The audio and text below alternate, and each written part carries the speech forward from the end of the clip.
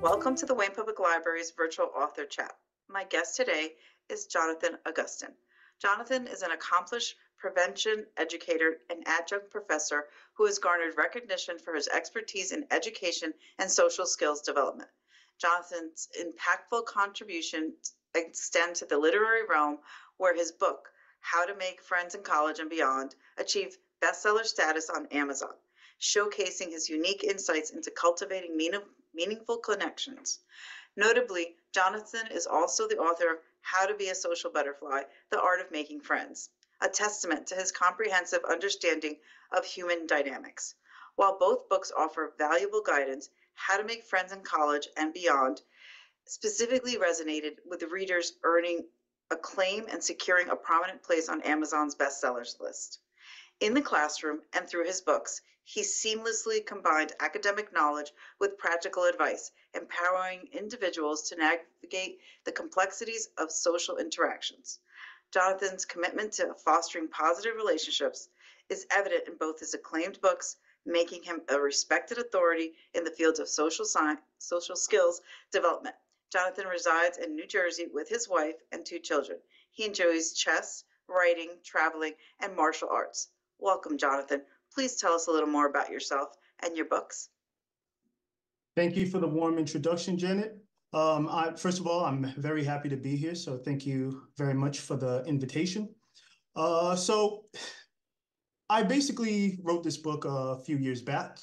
I wanted to write a book for quite a while, and I think that's an aspiration that a lot of people have. A lot of people are like, man, I have this idea. I want to write a book. And there's probably like millions of just unpublished books that just like remained in someone's head. And then they're like, yeah, not now. I don't have, all right, I'll do it later.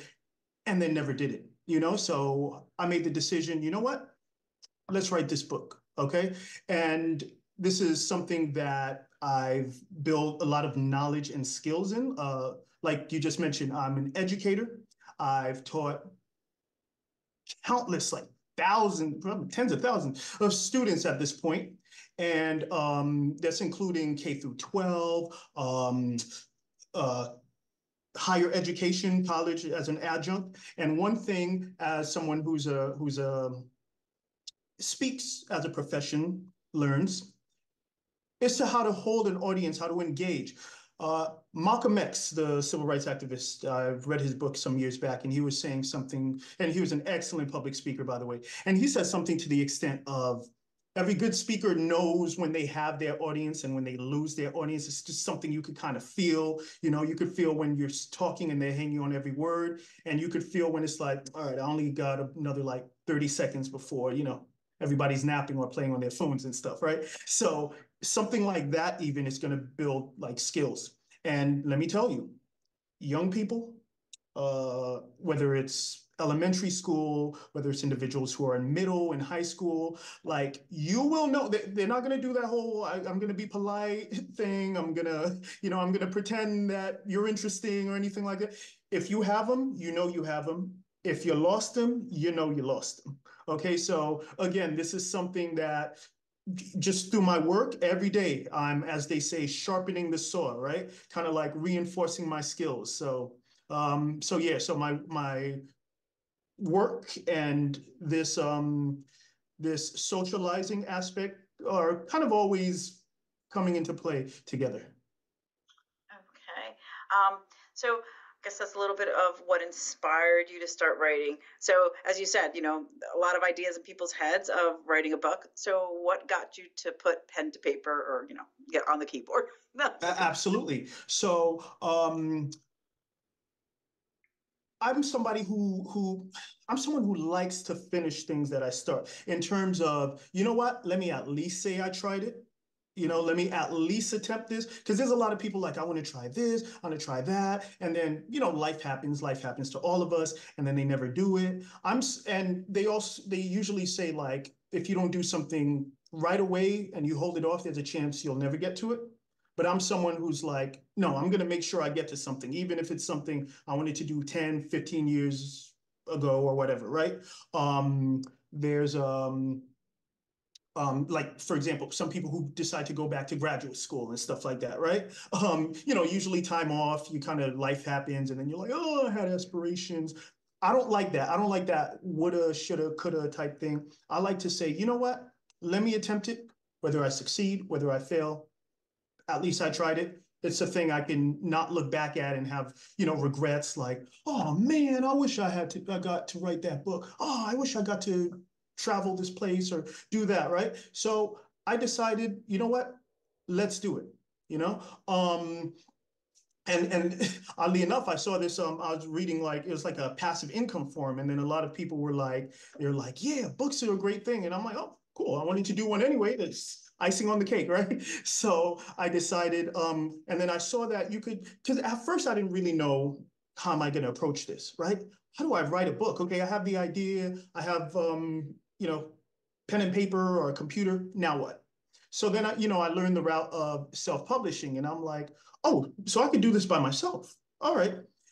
Now I didn't mention this, but I actually began, my first book was on Sudoku because I learned the game, I learned how to play it and stuff like that. And I'm like, let me kind of figure out the publishing process and whatnot on, Amazon. And basically, I designed a cover, really nice cover. And then I created puzzles. So I kind of got like a generator that so there's two ways you could create Sudoku puzzles. You can get a generator, or you can get completed puzzles. And then I don't know if you're familiar with the game, with the numbers, 9 by 9 cells, but you could erase the numbers, like kind of working backwards, and then people have to solve the puzzle that way. So I did that. And then I published it on Amazon, and then I ordered my copy. And there's just something about this was in your head, and it's just a concept. And now it's a physical, tangible thing that just felt awesome. So after I completed that book, I'm like, oh, I know how to do this now. So afterwards, I created this right here, How to Be a Social Butterfly, the Art of Making Friends, right? And then, you know, I even am thinking about, continuing doing more because this is something I enjoy. I love sharing information, especially when something's helpful, this is what's helped me. Maybe I can help someone else or other people with it. So that's sort of what inspired me to get started with this. Okay. And how long did it take you to write each of the books? Sure. So the the Sudoku one, it took me like a couple of months just because I had to make sure this was my first time doing it. I had to make sure I made a cover, and then after that, I had to make all the puzzles. I wanted to make a specific number. I can't do like 83 puzzles, like some random number like that, right? So I chose like an even number, like I think it was like 100 or something like that. No, 99, I think. Yeah. Um, uh, 33 medium, 33 easy, 33 hard. And then I did a little blurb where I explained this is how you play it, these are the rules, this and that, and then I published it. Social Butterfly, I took a little longer. Can't remember, probably like 6 months. I first of all I had to do some research. I had to design the cover. I even did a little like marketing research, like, hey, which cover do you guys prefer from this, right? I did some proofreading. I got someone to sort of proofread it as well.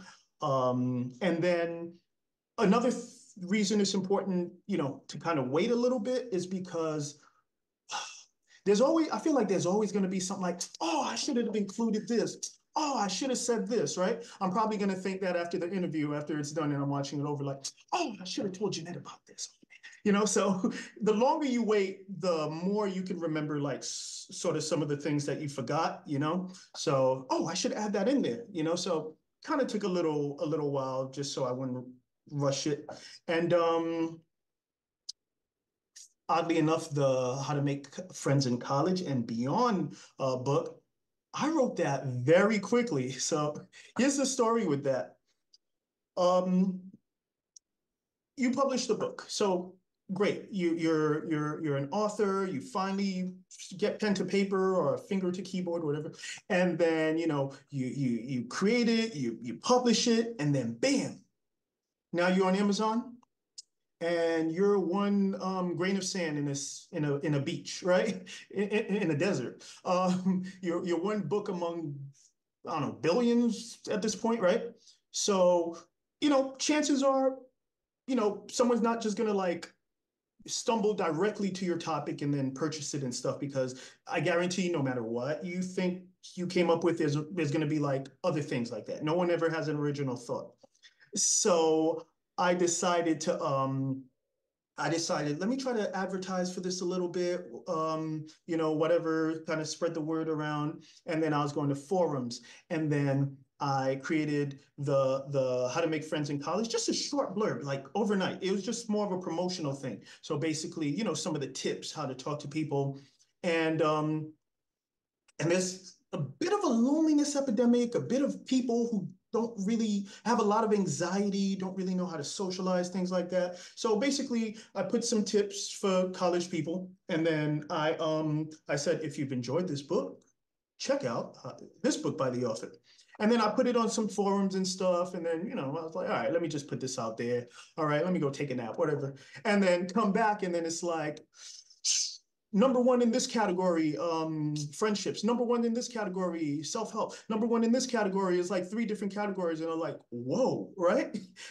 So the way Amazon works out, like they'll have different categories, and it's constantly fluctuating. So it's not like, it's going to be number one but it's going to have this book is here for a little while, and that book is here for a little while. And then in three categories, it was number one. So that's quite an achievement I'm proud of, because like I said before, grain of sand in a desert, right? There's millions upon millions of books on Amazon. So the fact that, one of mine was able to like climb up the chart and then be number one in the world in the biggest e-commerce site on the planet, I was like, that's impressive, So, that's still sort of the little bragging thing that I have. Absolutely. So you mentioned doing research.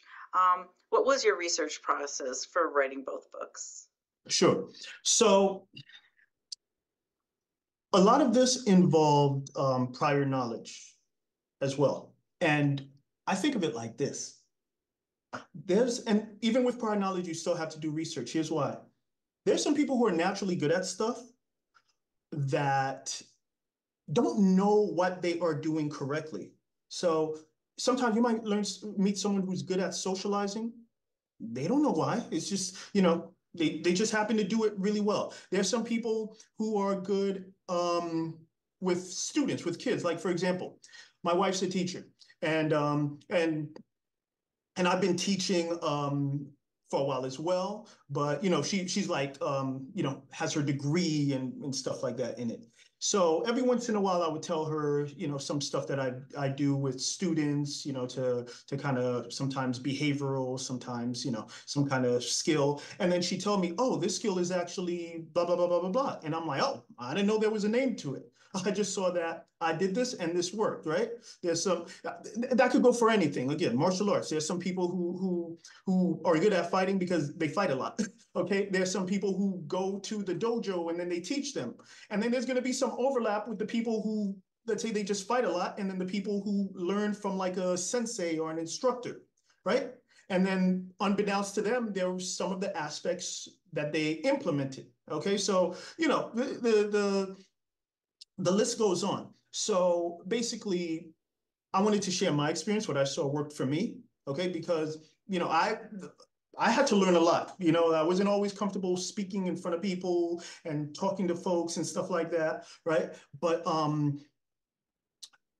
I I decided to do some research, and then again, some of the stuff that I found, it was like, hey, okay, I knew this, all right. Some stuff was new things, and I was like, okay, that's interesting. Let me put this in the book. So, I've been reading books. I've been looking at videos and things like that online. And in that regard, I've also my job as an educator, I was teaching a lot of social skills. So And I don't know if I'm going off topic right here, but I was teaching classes called life skills. And sometimes I see students like who are like, "Oh my God, you're teaching us about Pythagorean theorem and this and that. Why can't we learn useful things?" Right? And then I'm like, well, I do teach that, right? Um, I teach students how to start a conversation, how to manage stress and anger and anxiety, all sorts of different skills, socio-emotional learning type skills, right? So in that, I was also, teaching a lot of the stuff that would also be put in my book, the curriculum, how to start a conversation with everyone, with people, how to carry a conversation, how to end a conversation, how to ask someone to hang out and be friends. So, that was sort of even unofficially sort of the research that I done on the topic as well. Okay. And when you have gotten all your information sat down to write the book, Mhm. did you develop a writing routine? Were you like a morning writer, an evening writer? What was your process? Sure. So the thing with writing is just like I was mentioning earlier, it's something that it could get away from you. You're like, "Oh, I'm kind of bored right now. I mean, I don't feel like it right now. I had a tough day. I'll do it later." And if you keep holding it off, you might not end up doing it at all. You know what I'm saying? So it was really one of those things where I was like, you know what? I got to make sure I do a little bit, in intervals, whether it's day, every other day, whatever, write a little bit. And they say the best way to do just a little life hack, the best way to do any chore, whether it's like, I need to clean this room, oh, this mess is insurmountable, what am I going to do, right? They say, you know what? Just tell yourself I'm going to clean for 5 minutes. After 5 minutes, you might find yourself still wanting to continue, or you could just back up after 5 minutes, and now your room is 5 minutes cleaner, right? Same thing with writing. You know what? I'm going to write one paragraph. That's it, right? Maybe you might write that paragraph. Maybe you might write that paragraph like, all right, let me keep going, right? Let me do more. Let me do more. So, whatever it is, this doesn't even have to apply just to writing, but it certainly can. Tell yourself, I'm going to do a little bit of this, keep it consistent, because what tends to happen, again, there's so many people who started books and they never finished it, right? Whether I come home, whether, sometimes I'm at the office and I'm like, all right, you know, um, just make sure you do a little bit and keep it consistent. Like anything else, if you do it consistently, you're going to start building a flow, and then you're going to notice you're doing it more and more and more. So basically, yeah, that. Okay. Um, Mhm. so what would you say are some of the key takeaways from your books? Like if you had to like give like a sentence or two to explain what each is. Oh, sure. So my key takeaway is this is a skill that anyone can learn. All right. So again, by definition, a skill is something you could practice and you could get better at. Because some people are like, oh, this person's social, this person's naturally has this. Remember, at some point we couldn't really I don't want to say the wrong thing. We always had some form of communication, right? As kids. But we weren't always having conversations and stuff. That's something that you learn how to do. Okay. Um, However you learn it, usually through observation, through practicing. But at one point, you didn't know how to start a conversation with someone. You didn't know how to do this, and then you learned it one way or another. You got feedback, which is what humans do naturally, right? We're social creatures. We engage in feedback, and then you got better at it. Okay, this is the same thing. Now, if I keep practicing basketball, right? My jump shot's going to get better. Okay, not everyone has the capability or the natural inclination to be like a Stephen Curry, Michael Jordan, or something like that, right? Not everyone's going. Maybe not everyone. Some people are going to have more of a predisposition to something. There's some people who are naturally good storytellers. Okay, there's some people who are naturally just funny people who could tell jokes and this and that. They have excellent comedic timing. They could tell anecdotes. They could like kind of like the room will always sort of be what's the word I'm looking for, under their spell, so to speak, right? They can engage people, right? So that's just something that you can learn. Okay. At one point, I was really shy. Um, I probably couldn't talk in front of like big crowds of people like I do now all the time, right? But it's something you gain confidence in. You gain confidence in something by gaining competence in that thing. That's why I don't really like when people are like, oh, just be confident, man. Just be confident. It's like, okay, right? You gotta, it's not something you could just like magically make happen. Oh, magic wand, right? Now, perhaps you can fake it till you make it, right? You could try to emulate certain body cues and voice tonality and stuff that might indicate confidence, right? But that's something you need to develop. The first time you're in a car, right? You're probably like, oh my God, hands at 2 and 10. Oh, you're all nervous and stuff like that, right? And then over time, you're driving like this, putting the music on, hanging out, not even thinking about it, right? You're like in autopilot. So it's sort of like that when you build skill at something, you get much better at it. And you just build on your strengths, trial and error. Nobody's going to be perfect at something, right? I think even the best communicators might have like, awkward moments and stuff like that. I know I sure do. You know what I'm saying? And they don't bother me. At this point, I'm just like, all right, whatever. Everybody deals with it. Okay, so that's basically the takeaway from it. I know that was in one or two sentences, but That's okay. That's fine. Um, so you've gone over a little of your publishing journey with the Sudoku book that you first published, um, and you kind of shared a little bit about your choice in title and cover art. Actually, cover art more so than title. So how did you choose, and how much input did you have in choosing the title of the books and the cover art for them? sure. So Amazon was like, they said they kind of have like I guess what's the word I'm looking for? The algorithm, right? You want it to pick up, so you want it to have more words, right? At the same time, you want to make sure that these words are key terms that you're using, right? So I want to make sure that anybody who's searching for certain things is going to come across this. Okay, so whether it's socializing, you have the word social in there, so hopefully like that word can pick up. All right, how to be a social butterfly, so this is already telling you that this is a guide, right? This is kind of something that's going to teach you. Okay, and then the art of making friends. All right, so again, if somebody's searching how do I make friends, which is I'm sure a very common search query on Google or Bing, if anybody uses it, they could find it. Okay, I think actually this little prefix, the art of, is popular from Sun Tzu's The Art of War. So I think other authors kind of emulate that a little bit, right? But I just kind of wanted to make sure that, I included a bunch of key terms with that. In terms of the cover art, I basically, I was taking a poll. I was like, should we do real people? Should we do cartoons, this and that, blah, blah, blah. And then and I just wanted to make sure that I'm going to have people, diverse group of people, so everyone could be like, someone could be like, hey, this guy looks like me. Hey, this woman over here looks like me. You kind of see yourself in there. And then based on the poll results, I did an unofficial poll. More people were sort of saying, yeah, cartoons.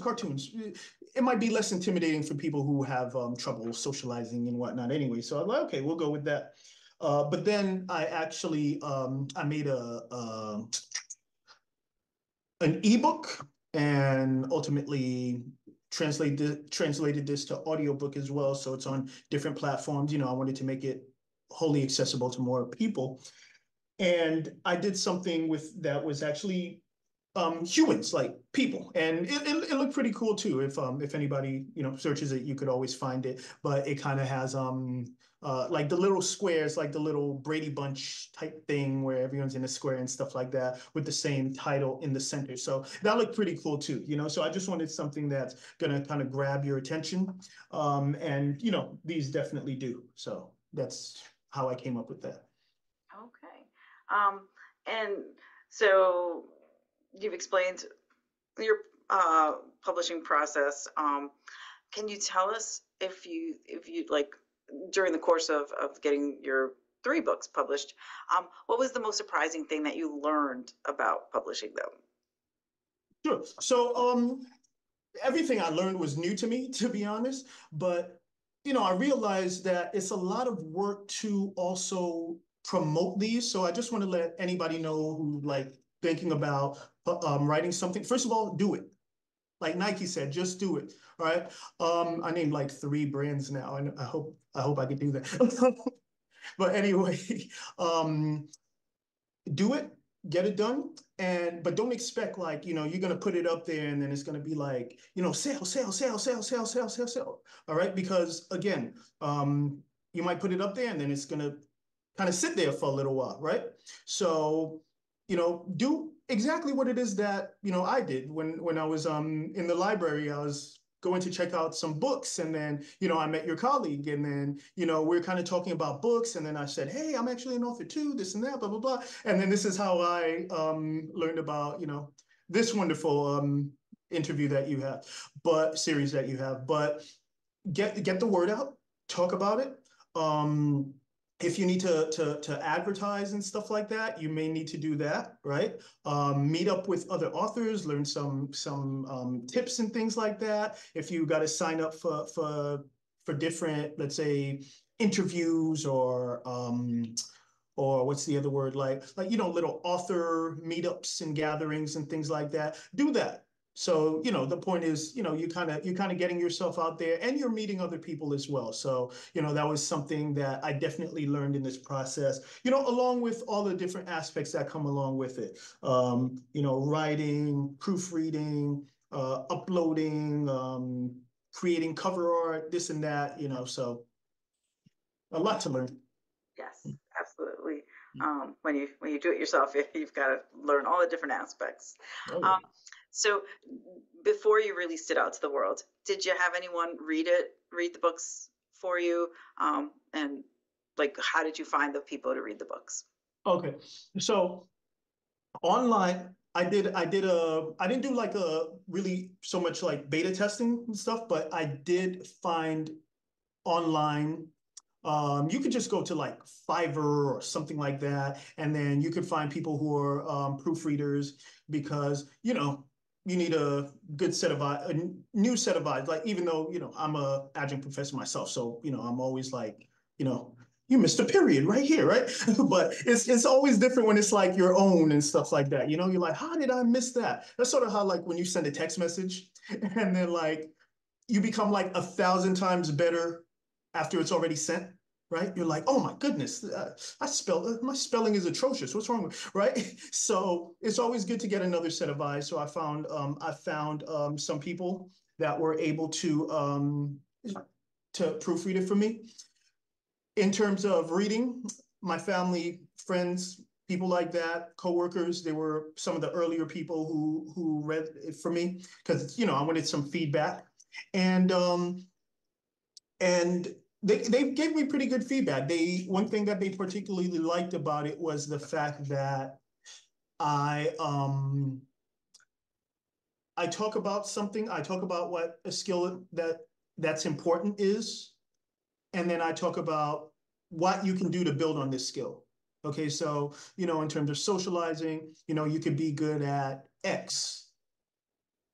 How do you get better at X, right? And which is again what I teach in the classroom. So yeah, that's pretty much how I did it.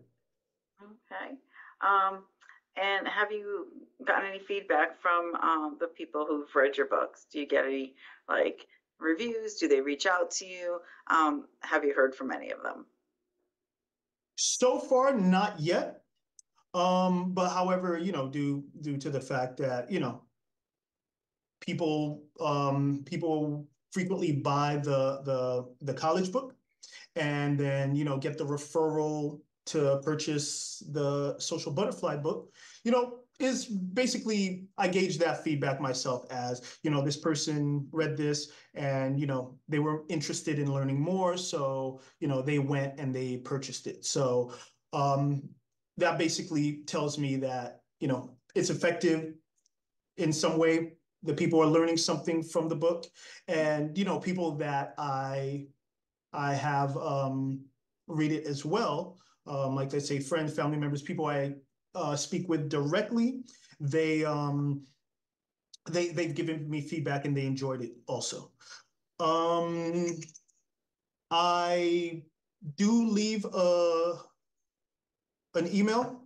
That way, anyone who purchases it is free to contact me and ask questions regarding the book, or even if it's another question about like social skills, or maybe they're struggling with a particular aspect.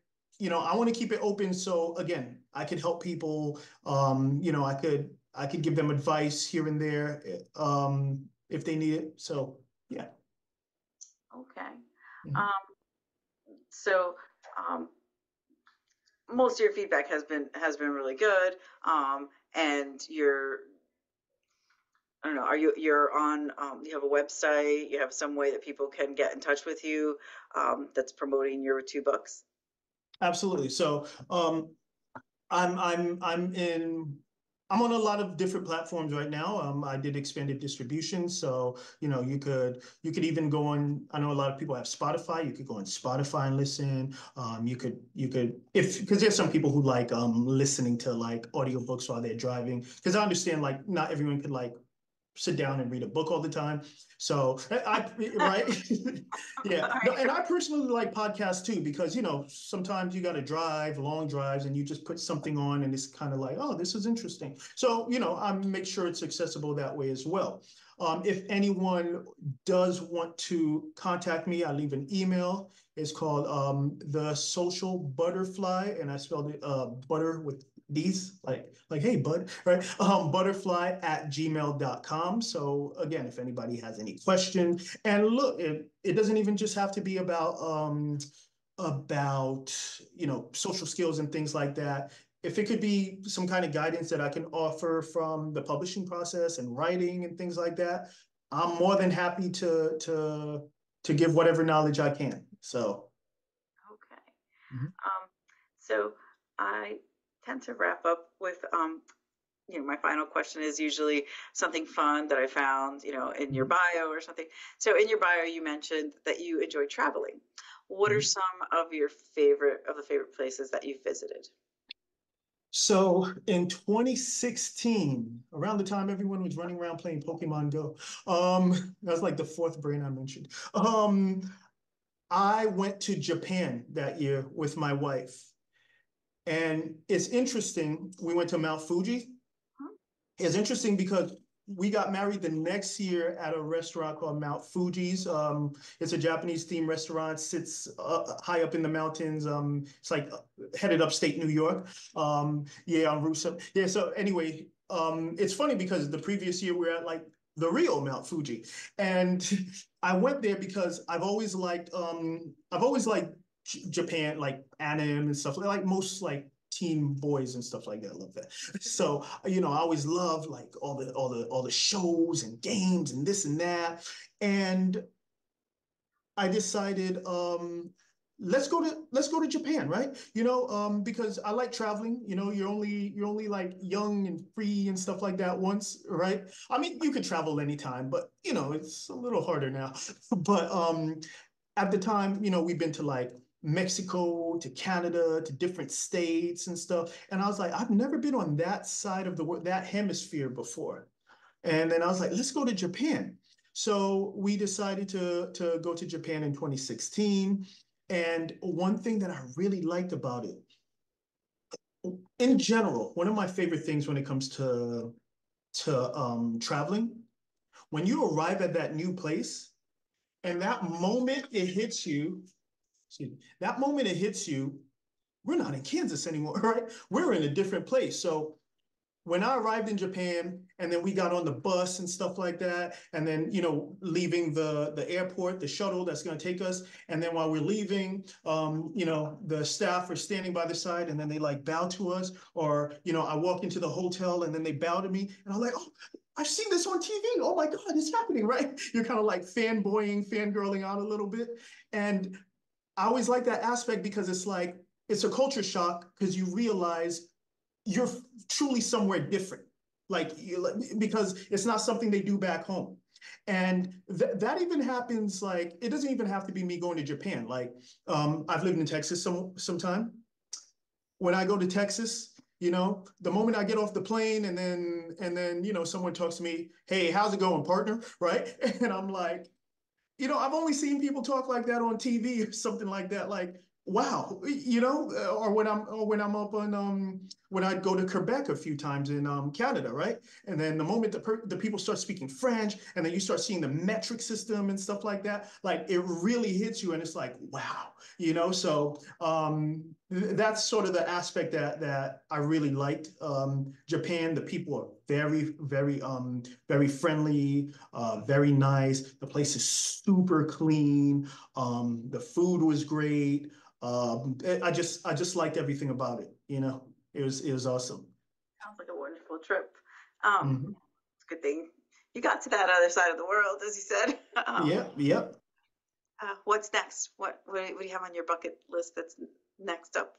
Oh man, in terms of writing or in general? In terms of travel, as we were Oh, covering. in terms of traveling, you know what?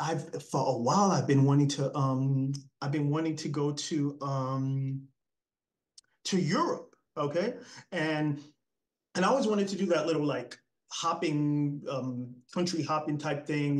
It's one of those things. Sometimes it's kind of hard, circumstances allowing it, and like I said before, sometimes life happens, right? That's why sometimes you got to strike while the iron's hot. But I really want to go there, go to different places, get that culture shock, like I mentioned.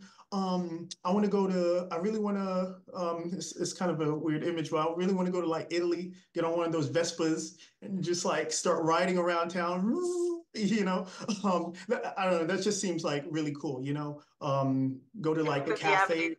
Yeah, Say that open again? the avenue for more different kind of research and see if your like what you research for your books, if they apply in different countries and different continents. You know what's funny? I thought of that and because I wanted to get these sort of translated, but like you said, I kept in mind, I need to make sure, like, whatever language I'm translating into or culture, that it's going to apply, because there's so many cultural differences. And you know I've read about a bunch of different things. Like, for example, how in the ads and stuff, people are like just smiling for no reason all the time, right? Like, I'm eating a salad and I'm like, and stuff, right? And other countries, they're gonna be like, why are you smiling? You're like eating a salad. Just eat. You know what I'm saying? Like, why is everyone smiling in a picture where they're, So even some things where it's like, I want to be social. You could start a conversation with someone, ask them, hey, how's it going? Blah, blah, blah, right? And there's certain countries where it's like, we don't really talk to strangers around here, the United States is one of those things like, we could just be in a supermarket, just buying something and stuff. And someone could like, oh, I tried those eggs over there. They're really good. And you're like, oh, really? And then, you have a new best friend you're chatting with. And other countries, it's like, why are you talking to me? I don't know you, right? So I just want to make sure that like it's gonna like apply and sort of cross over to other audiences. So sometimes I wanna consult like friends and stuff like that. I've spoken to some friends who speak Spanish, but I also have to keep in mind there's certain languages, Spanish, French, blah blah blah, that they are in lots of different countries. So just because, someone from this country, let's say Spain, this might apply, doesn't mean it's going to apply in Mexico or Puerto Rico or DR or something like that. So, that's something, if I ever go that route and decide to do that, I need to, sort of do my homework, so to speak. Okay, very Mhm. true. Um, Jonathan, I wanted to say thank you so much for joining us this afternoon and sharing a little bit about your books, How to Be a Social Butterfly and How to Make Friends in College and Beyond. We wish you the best of luck, and good luck to you with these books and any future ones that you are thinking about getting down to writing, and get out there into the world also. Janet, thank you so much for having me. This was definitely fun, and thank you for everyone who's listened. Feel free to contact me at any point.